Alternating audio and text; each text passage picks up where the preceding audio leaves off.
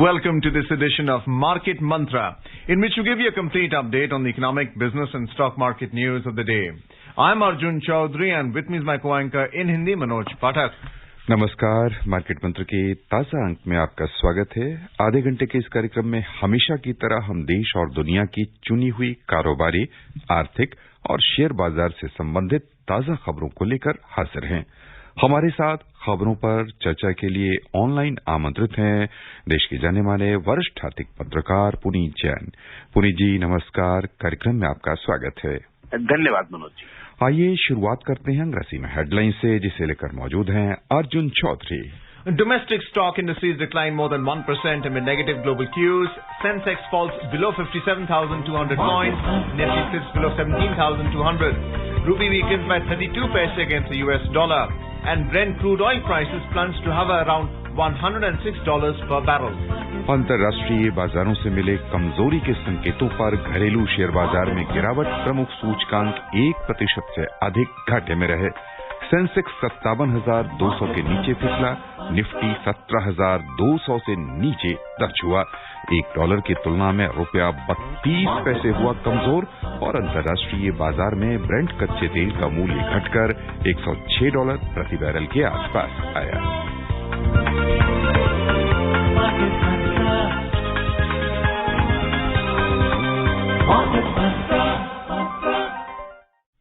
अंतर्राष्ट्रीय बाजारों से कमजोरी के संकेत पर घरेलू बाजार में आज गिरावट हुई और सेंसेक्स तथा निफ्टी दोनों प्रमुख सूचकांक 1% से अधिक घाटे में रहे। बॉम्बे स्टॉक एक्सचेंज का सेंसेक्स 57,200 के नीचे बंद हुआ, जबकि नेशनल स्टॉक एक्सचेंज का निफ्टी भी 17,200 के स्तर से नीचे आ गया। कारोबार के अंत में बॉम्बे स्टॉक एक्सचेंज का सेंसेक्स 715 अंक यानी 1.23% घटकर 57,197 दर्ज हुआ। उधर नेशनल स्टॉक एक्सचेंज का निफ्टी 221 अंक यानी 1.27% कम होकर 17,172 दर्ज हुआ। विस्तारित बाजारों की ओर चलें तो वहां भी गिरावट देखने को मिली। हालांकि सेंसेक्स और निफ्टी पैक की तुलना में इनका प्रदर्शन थोड़ा सा बेहतर रहा। बीएसई मिड कैप इंडेक्स 0.71% घाटे में रहा, जबकि स्मॉल कैप इंडेक्स में 0.38% की गिरावट हुई। Sensex and Nifty today plunged more than 1%. Domestic stock indices declined amid weak cues from global share markets. BSE Sensex closed below 57,200 points, while NSE Nifty ended below 17,200 level. Sensex lost 715 points, 1.23%, to finish at 57,197.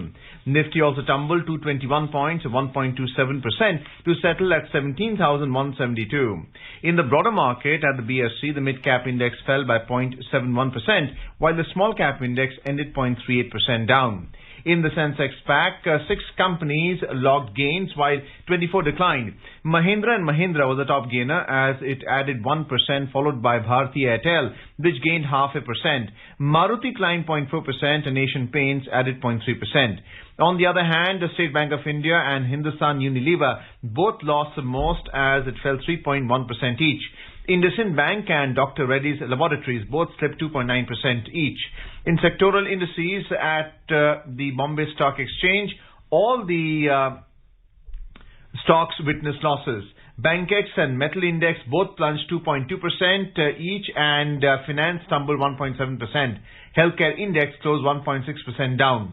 The overall breadth of the BSE trade was negative as shares of 1,382 companies gained while 2,030 companies fell. Shares of 119 companies remained unchanged. नजर डालते हैं रुपए की स्थिति पर। अंतर banking विदेशी मुद्रा बाजार में $1 की तुलना में रुपया आज 32 पैसे कमजोर हुआ, 76 रुपए 48 पैसे पर बंद हुआ। उधर दुनिया की 6 अन्य प्रमुख मुद्राओं की तुलना में डॉलर की स्थिति दर्शाने वाला सूचकांक अंतर्दिवसीय कारोबार में समाचार तैयार किए जाने तक 0.3% की बढ़त लेकर 100.88 पर चल रहा था। पुनीत जी, बाजार में हमने जब चर्चा की दोपहर में 3 बजे के आसपास, तो आपने कहा कि एक रेंज बाउंड हम देख रहे हैं कि थोड़ा सा ऊपर जाना और थोड़ा सा फिर नीचे आ जाना, सेंसेक्स 2000 के आसपास ऊपर जाना फिर वापस आना। ये प्रवृत्ति क्या दर्शा रही, जबकि जो भारतीय पूंजी बाजार है उससे विदेशी निवेशक लगातार निकाल रहे हैं, उसके बावजूद बहुत बड़ा ना हम गिरावट देख रहे हैं अपने बाजार में, ना कोई बहुत बड़ा अप्रत्याशित उछाल देख रहे हैं। तो मनोज जी, जैसे आपने अपने इंट्रोड्यूस्ड इंट्रोडक्शन न्यूज था उसमें भी आपने बताया कि जो ग्लोबल क्यूज हैं, यानी जो विश्व से जो हमें संकेत मिल रहे हैं, वो स्टॉक मार्केट के लिए बहुत पॉजिटिव नहीं है अभी। उसके दो मुख्य कारण हैं। एक तो इन्फ्लेशन का बढ़ना, जो लगातार इन्फ्लेशन बढ़ रहा है सभी देशों में, और दूसरा उसके साथ जो ग्रोथ को लेकर के चिंताएं हैं। इन दोनों के मिलीजुली प्रक्रिया है कि जो फॉरेन इन्वेस्टर्स हैं या जो बड़े इन्वेस्टर्स हैं, वो शेयर मार्केट से, जहां थोड़ा रिस्की मानते हैं हम इन्वेस्टमेंट्स को, वहां से वो रिस्क एवर्जन, रिस्क को कम कर रहे हैं और पैसा निकाल रहे हैं। और इसके चलते भारत में भी हमने काफी बड़े पैमाने पर सेलिंग देखी है एफआईआईज के द्वारा। हालांकि बहुत ही मैं कहूंगा कि बहुत पॉजिटिव बात है कि जो डोमेस्टिक इन्वेस्टर्स हैं, जो इंडियन इन्वेस्टर्स हैं, वो उनका कॉन्फिडेंस बरकरार है और वो लगातार पैसा डाल रहे हैं म्यूचुअल फंड्स के थ्रू और डायरेक्टली भी स्टॉक मार्केट में। इस वजह से हम देख रहे हैं कि कुछ हद तक बैलेंस मार्केट में बना हुआ है। यदि मैं आपको आंकड़े आपको देना चाहूं तो अप्रैल के महीने में आप अंदाजा लगा सकते हैं कि अभी तक जो 22 दिन में जो ट्रेडिंग हुई है, उसमें करीब 16,000 करोड़ रुपया एफआईआई भारत के बाजार से निकाल चुके हैं। और यदि हम जनवरी से देखें पिछले 4 महीने में, तो करीब करीब 1,30,000 करोड़ रुपया एफआईआई ने नेट सेलिंग करी और इतना पैसा भारत से निकाला है। तो आप ये जानते हैं कि ये बहुत बड़ा, इससे बाजार में गिरावट आ सकती थी। फॉर्चुनेटली वो नहीं आई है, क्योंकि डोमेस्टिक इन्वेस्टर्स बाजार में लगातार पैसा लगा रहे हैं।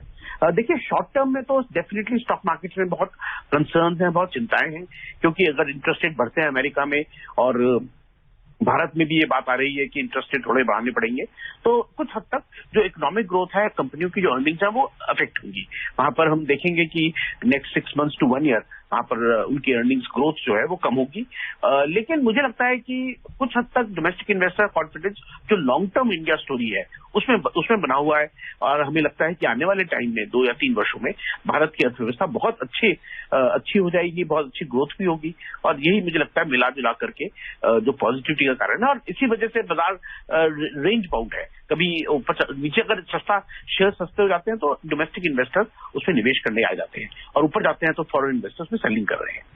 Puneet, just to expand on this short covering by mutual funds that represent the DIIs, today FPIs were the net sellers of 2,461 crore rupees, DIIs were the net buyers of 1,602 crore rupees. Just for today's trade in the equity market, the question is, how long will portfolio managers representing mutual fund schemes continue to be net buyers in this market while the FIIs are net sellers? So Arjun, domestic investors, largely portfolio managers, mutual fund managers, they will continue to buy stocks as long as domestic investors continue to buy mutual fund units. So they are really dependent on inflows from domestic investors. And just to underline that point, in the month of March, when we saw substantial selling by FIIs, domestic investors put 28,000 crores net in mutual funds. This was a record figure. We have never seen such high inflows into mutual fund schemes in a single month. So March was the month when domestic investors put in almost 30,000 crores in equity schemes in India. So you can imagine, I mean, this is the kind of confidence so far in domestic investors are showing, and naturally mutual fund managers, their hands are strengthened by such inflows. I think these mutual funds will continue to buy as long as we see domestic flows continue. In case these flows abate, then definitely there will be a problem for domestic funds. Puneet जी, एक बड़ा दिलचस्प सा कह लें कि सवाल उठता है कि जो एफआईआईज हैं वो लगातार बिकवाल बने हुए हैं, केवल इसी महीने नहीं बल्कि लंबे समय से, और जो घरेलू निवेशक हैं वो लगातार बाजार में अपना पैसा डाले जा रहे हैं। ऐसे में सवाल रोचक ये बनता है कि जो डाले जा रहे हैं उन्हें वास्तविक रूप से कितना लाभ हो रहा है या नहीं हो रहा है, और उनका विश्वास जो बना हुआ है वो किस आधार पर, बिना साल दर साल लगातार घाटा उठाते हुए, या उन्हें भी मुनाफा हो रहा भारतीय शेयर बाजार में अपने निवेश पर। तो मनोज जी, ये बड़ा इंटरेस्टिंग सवाल है और इसका विश्लेषण करना थोड़ा एक बहुत शॉर्ट टाइम में मुश्किल होगा। लेकिन मैं ये कहूंगा कि जिन लोगों ने लगातार मार्केट में पैसा लगाया है पिछले कई वर्षों में, जिसे आप SIP कह सकते हैं, सिस्टमेटिक इन्वेस्टमेंट प्लान, यदि हम देखें तो उन्होंने बहुत अच्छा पैसा कमाया है, उनकी रिटर्न्स बहुत अच्छी रही है। और जिन लोगों ने अभी रिसेंटली हाल ही में पैसा लगाया है, शायद उनको थोड़ा चैलेंजेस अभी आ रहे हों। लेकिन हमने ये देखा है कि भारत की अर्थव्यवस्था को, जो ग्रोथ प्रोस्पेक्ट्स हैं, उसको देखते हुए जिन लोगों ने लगातार बाजार में पैसा लगाया और लंबे अरसे तक 3 से 5 वर्षों तक उन्होंने पैसा लगा के रखा, उनको अच्छे रिटर्न्स आए हैं। तो मैं ये कहूंगा कि ये एक पॉजिटिव बात है। दूसरा एक और कारण है कि जो म्यूचुअल फंड्स की हम बात करते हैं तो उसमें एक कंपोनेंट है जिसे हम सिस्टमेटिक इन्वेस्टमेंट प्लान, यानी हर महीने जो पैसा लोग लगाते हैं उसका कंपोनेंट अब 12 से 13 हजार करोड़ रुपया महीने का हो गया है। और हमें लगता है कि ये फ्लोज सस्टेन करेंगे, यानी ये फ्लोज आते रहेंगे। एक और बात कहना चाहूंगा कि भारत में जो रिटेल इन्वेस्टर्स थे, कुछ अभी 2-3 वर्ष पहले उनकी संख्या करीब 3 करोड़ थी और वो संख्या बढ़कर अब 9 करोड़ रिटेल इन्वेस्टर्स मार्केट में पार्टिसिपेट कर रहे हैं। तो इससे आप अंदाजा लगा सकते हैं कि भारत में ये अभी शुरुआती दौर है रिटेल इन्वेस्टर्स के पार्टिसिपेशन, और आने वाले समय में मुझे लगता है कि ये अभी और बढ़ेगा और इसी से हमको बल मिलेगा और डोमेस्टिक इन्वेस्टर्स का जो पार्टिसिपेशन है वो मार्केट के अंदर बढ़ जाएगा। In today's market action, realty and banking fell by 1% each. What was the reason? So essentially, I think market today was reacting to expectations of more aggressive interest rate hikes by the US Federal Reserve and therefore also by the Reserve Bank of India. Also, the RBI governor indicated that in the last MPC meeting, there was a discussion about rising inflation and the need to raise rates. So I think the markets concluded that sooner or later, or sooner rather than later, RBI will raise rates, and therefore interest rate sensitives like banking, realty, they took a hit today. Also today we saw a pullback in metal stocks. So Hindustan Zinc, Hindustan Aluminium, all the metal companies, they saw profit booking. Their stocks had gone up a lot in the recent past, and there are concerns about growth, economic growth sustaining. So I think commodity stocks also took a hit. Basically, you can say that investors were taking money off the table and they were booking profits today. It's interesting you mentioned about profit booking because Hindustan Zinc, which released its fourth quarter results, actually saw a jump in its net profit by 18%. How do you explain the profit booking regarding this? Has it been factored in, or are the prices going to be volatile in the metal index? So what it tells me is that the market was already anticipating such a big jump, 20% jump in profits, which are already very high because they have been consistently raising their profits over the last couple of years. But there is a belief that the commodity bull run may have run its course. And going forward, we may not see the profits jump as much as the costs may rise. So clearly, the margins for these companies are also going to be under pressure. And anybody who's sitting on handsome profits would like to take some profits off the table. So my own sense is that market believes that this inflationary trend may not sustain for very long, maybe only a quarter or 2 quarters, and therefore these companies may be almost near the peak of their profit cycle. And that is one of the reasons that profit booking was there. We had the F&O expiry yesterday. What is that telling you for the week and the month? So actually, F&O expiries, yesterday was a weekly expiry for options, which is basically index options. And next week, on the 28th, we're going to see the full month expiry for all futures and options. So that is, I think, going to be a very important event, short-term trading event for the markets. My own sense is that positions right now are not very heavy in the market.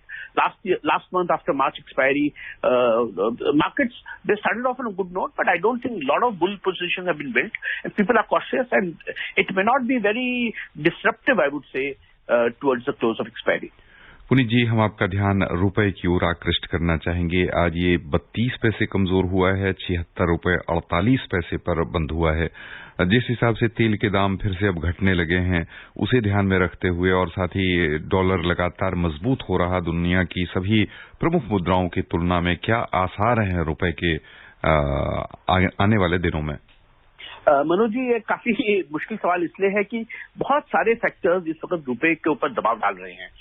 जैसे आपने dollar index की बात करी, dollar index 101 के स्तर के आसपास चल रहा है। रिकॉर्ड हाई लेवल है वो, यानी डॉलर स्ट्रांग हो रहा है और सारी करेंसीज उसके सामने जो है उसमें गिरावट आ रही है। तो रुपए में भी गिरावट आना एक नेचुरल सा उसका रिएक्शन है। साथ में आप देख रहे हैं कि तेल के दाम जो हम इंपोर्ट करते हैं वो बढ़ते जा रहे हैं। उसके साथ FIIs की इतनी बड़ी पैमाने पे सेलिंग चल रही है, वो पैसा बाहर निकाल रहे हैं। साथ में ही हमारी जो ट्रेड डेफिसिट है वो भी पीछे बढ़ा है। तो ये सब फैक्टर्स हैं जो भारत के करेंसी के ऊपर दबाव डाल रहे हैं, नेगेटिव प्रेशर क्रिएट कर रहे हैं। लेकिन अच्छी बात यह है कि हमारे पास अभी भी बहुत बड़ा विदेशी मुद्रा का भंडार है। जो फॉरेन एक्सचेंज रिजर्व्स हैं अभी भी $600 बिलियन से ऊपर है हमारे पास, और हमारी जो जिसे आप कह सकते हैं जो लिक्विड पोजीशन है वो बहुत अच्छी है। तो मुझे लगता है कि रुपये में हालांकि कमजोरी रहेगी आने वाले टाइम में, वीकनेस रहेगी, लेकिन कोई बहुत बड़ी गिरावट मुझे नहीं लगता। और सेकेंडली मुझे लगता है कि वर्स्ट इज बिहाइंड अस। जो सबसे ज्यादा प्रेशर्स और नेगेटिव फैक्टर्स बन सकते थे रुपये के लिए, वो ज्यादातर मार्केट प्ले में आ चुके हैं, और मुझे लगता है अगले 3 से 6 महीने में रुपया जो है वो बॉटम आउट हो जाएगा वर्सेस द डॉलर। श्रोताओं, यहाँ पर हम लेना चाहेंगे एक छोटा सा विराम। विराम के बाद फिर से हाजिर होंगे लेकर कार्यक्रम मार्केट मंत्र। बने रहिए हमारे साथ। उपभोक्ताओं तक पहुंचने का सुलभ और सस्ता माध्यम है आकाशवाणी। आकाशवाणी के विभिन्न केंद्रों से कीजिए अपने उत्पादों और सेवाओं का प्रचार विज्ञापनों के माध्यम से। लोकल और राष्ट्रीय स्तर पर कीजिए अपने बिजनेस का विस्तार, क्योंकि आकाशवाणी में विज्ञापन बुकिंग हुई बहुत ही आसान। अब घर, दफ्तर या दुकान पर बैठे बैठे आप कर सकते हैं विज्ञापनों की बुकिंग। डायल कीजिए 8700014242। नंबर एक बार फिर नोट करें, 8700014242। Welcome back to Market Mantra. And before we take on the Asian and the US market along with the oil and the gold market, here is a story from Finance Minister Nirmala Sitharaman. Finance Minister Nirmala Sitharaman has said that the latest IMF growth projection for India during 2022-23 is 8.2%, which is the fastest among the major economies in the world.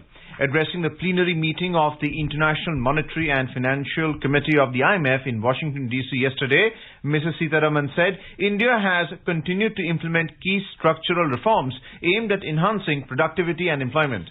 In the backdrop of the emerging challenges, Mrs. Sitharaman said that the global economy may witness some growth deceleration. The minister emphasized on the greater role of the IMF in the post-pandemic period and the need for timely completion of the 16th General Review of Quotas to address the underrepresentation of the emerging and developing market economies.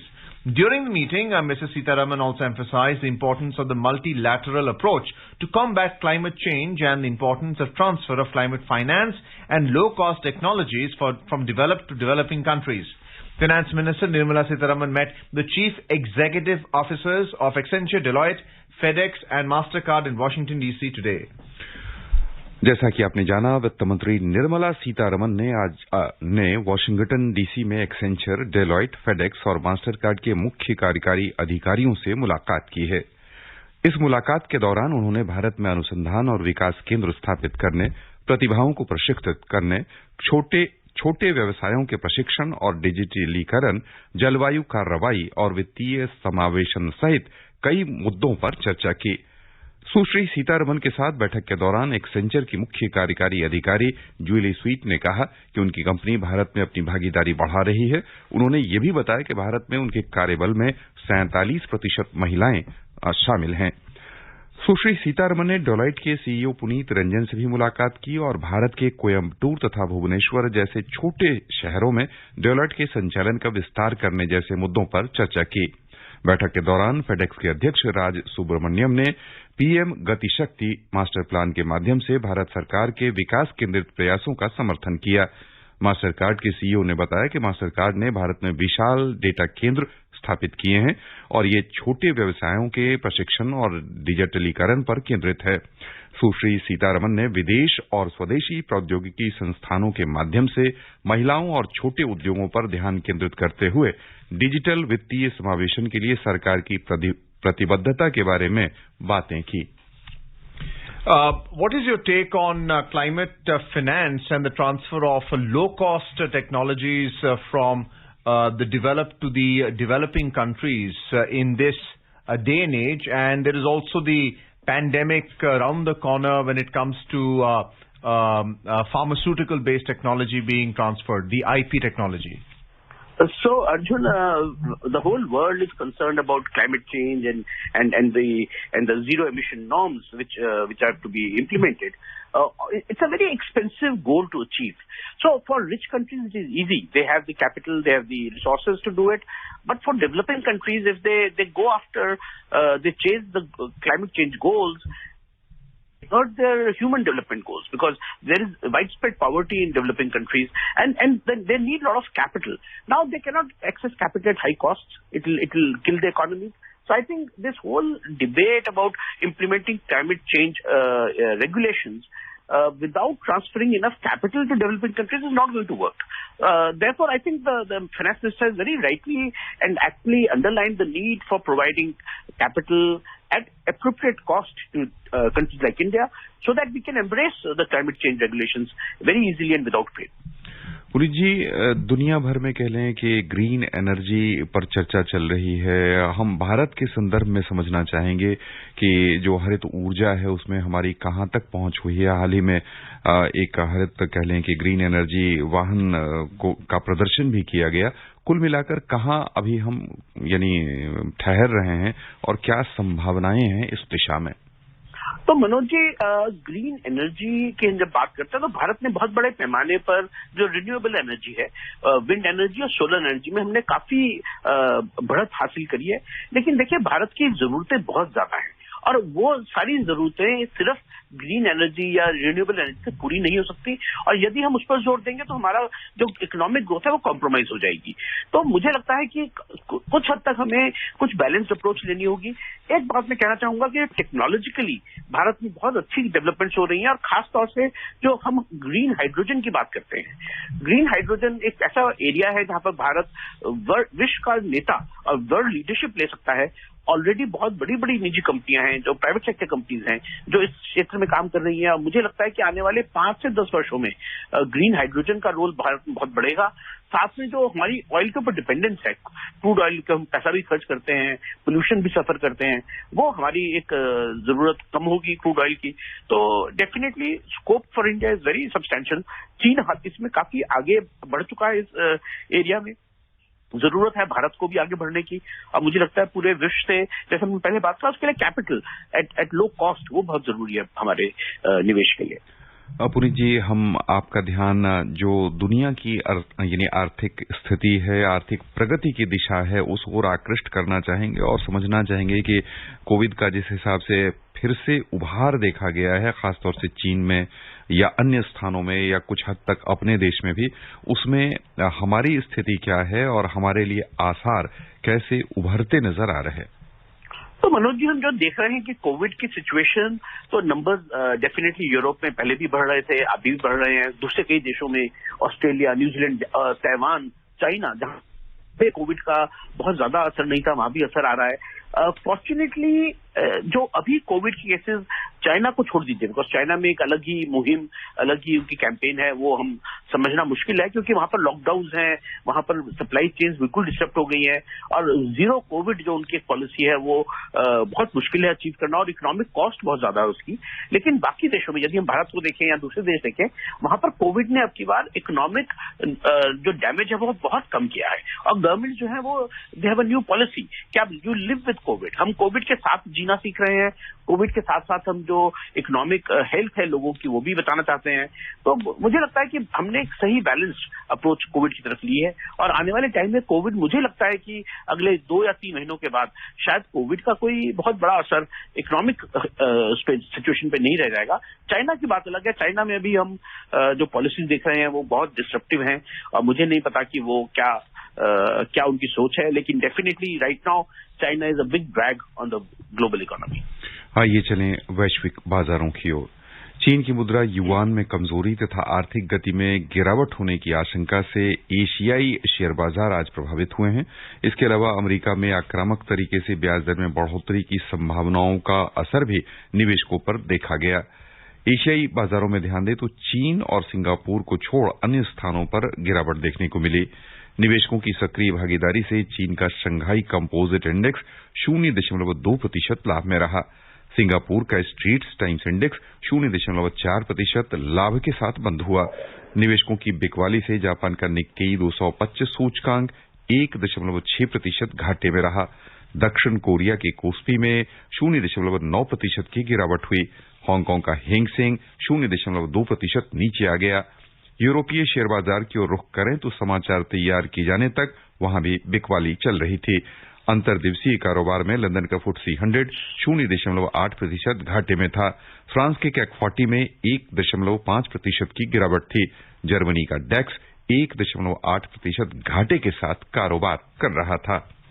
Puneet, your take on the Chinese yuan. Currently, when you pair it to the US dollar, it's 0.15 yuan to a US dollar, and it was 0.16 to the US dollar earlier, about 3 weeks ago. What is that telling you about the yuan in terms of its stability? But more importantly, is China productive despite the COVID impact and the lockdown? So first thing is about Chinese currency yuan. And we've seen Chinese currency actually appreciate during this pandemic because Chinese government was supporting the currency. And we are watching this 6 points. It used to be about 7 to the dollar, and right now it is about close to 6.5. So it is kind of appreciated despite the fact that very large outflows have happened. Chinese government, of course, one thing I must tell you about Chinese market is they're not free markets.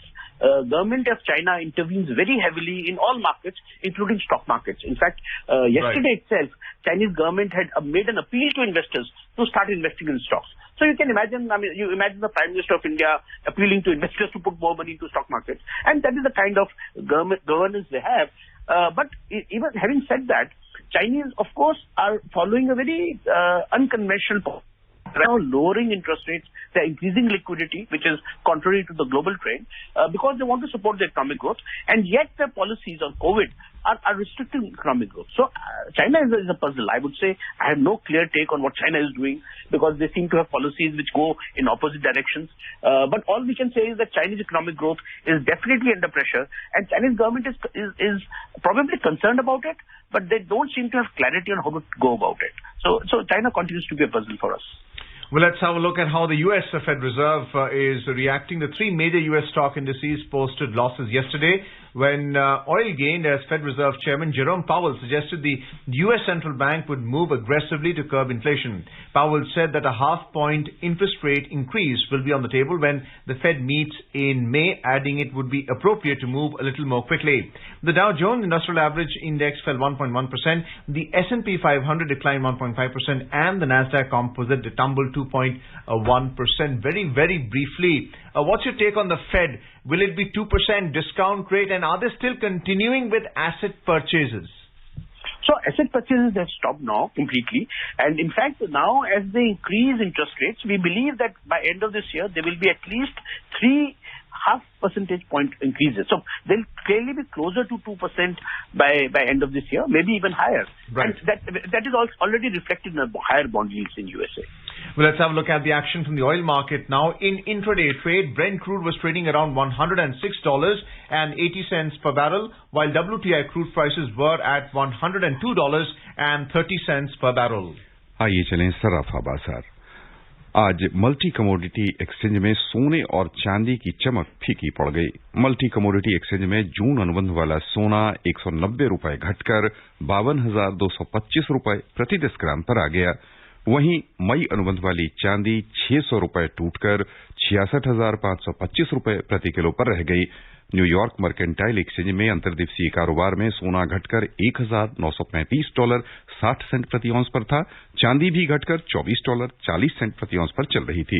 बस यहीं पर श्रोताओं की ओर से पुनीत जी आपका बहुत बहुत धन्यवाद। धन्यवाद Manoj ji.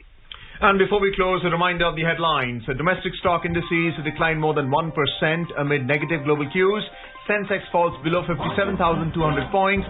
Nifty slips below 17,200. Rupee weakens by 32 paise against the US dollar. And Brent crude oil prices plunged to hover around $106 per barrel. And that's it in this edition of Market Mantra. For now, goodbye.